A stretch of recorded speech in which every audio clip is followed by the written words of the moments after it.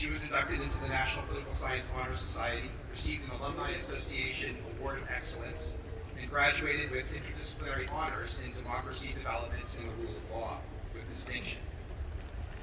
She was a research assistant at the Global Digital Policy Incubator and interned with Freedom House and the Center for Civilians in Conflict.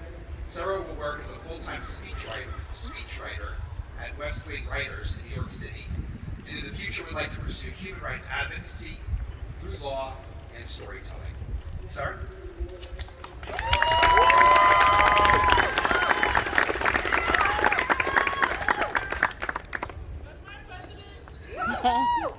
Welcome all. I wish a universe of congratulations and gratitude to the Standford International Relations Class of 2023, and to the family members, friends, ancestors, educators, mentors, and campus workers who have made our achievement possible.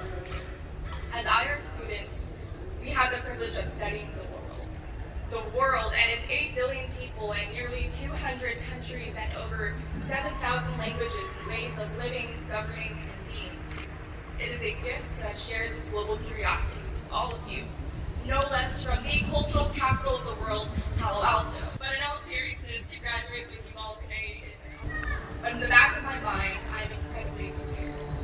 We're so young. We can do so much. We can become so much. But grappling with all of these anxieties, I've been thinking a lot about the words of a courageous woman. Her name is Chanel Miller. I think about the reminder she leaves us with at the end of her memoir. Stay tender with your power. I think tenderness is underrated. Somewhere along the way, the world tries to trick tenderness out of us. It tries to tell us that if you want to lead or succeed, you've got to be strategic and cold, unrelenting, or stoic. But tenderness grounds who we are. And I think it's what our world desperately needs more of. I'm a firm believer that at the core of tenderness is a profound understanding of humanity. In everyone, in your parents, in your friends, in people you agree with, in people you don't agree with, in people who live just down the hall, and people you have not yet met. We are tender when we listen. We are tender when we acknowledge the limits of our own understanding. We are tender when we sit with our own fears, vulnerabilities, and insecurities and let them serve as a source of growth, a place for a new beginning. On this very campus, I have felt tenderness in its truest of forms, in the friends I cherish, the ones who have held me and whom I have held through anxiety attacks, heartbreaks, the passing of loved ones. I have found it in every shared song, article, or poem sent with a message. I thought of you. I think you might love this. I feel it embodied in my existence, in the sacrifices made across generations in my family, just as they have been made in each of yours. Tenderness is a feeling of closeness, togetherness. Tenderness has always found a way to survive in our world. It's how we survive in our world. It was there when former New Zealand Prime Minister Jacinda Ardern banned assault-style weapons after the Christchurch shooting. It was imbued in every story of apartheid courageously shared during the Truth and Reconciliation Commission in South Africa. It's tucked into every protest, every call for change, every reminder that the world can be, should be, better. When Iranian women and girls stand in defiance of the hijab law and morality police, when the people of Myanmar refuse to give up on their democracy after the military coup, when indigenous environmental defenders across the world fight to protect this sacred earth from those destroying it, there's irrevocable, indelible tenderness, closeness, togetherness. Today, as we move forward as Stanford graduates, I ask you to stay tender with your power.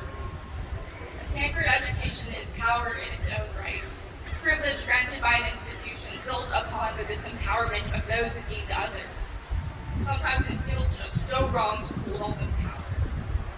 But today, we do.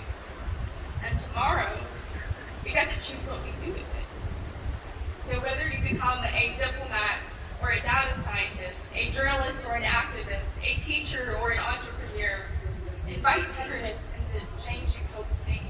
Welcome it into every interaction, every conversation, every shared vision of how this world can be so much different. Though we may be leaving our IR classrooms, there's a perpetual beauty in listening, learning, and understanding how others move through this world and the stories they believe in. Challenge yourself and others to make meaning of where our differences lie, but to also revel in our shared humanity and knowing that we are all made of the same stardust. Finally, I want to remind you that as you set your table of tenderness for your peers, your loved ones, and the entire world, remember to set a place for yourself. Prime Minister Ardern accomplished so much during her time in office, but to me, her bravest moment was when she chose to take a step back and breathe. It is an act of courage to be kind to yourself. I hope you never forget this. Wherever you go, whatever choices you make, you are invaluable, you are loved, you are worthy of tenderness in every form, every lifetime, every parallel universe. To the Standford International Relations Class of 2023, I am so grateful and hopeful and utterly in awe of each of you. I hope we spend our entire lives learning, whether together or apart. I hope we find joy in all the things we do not know and in all the self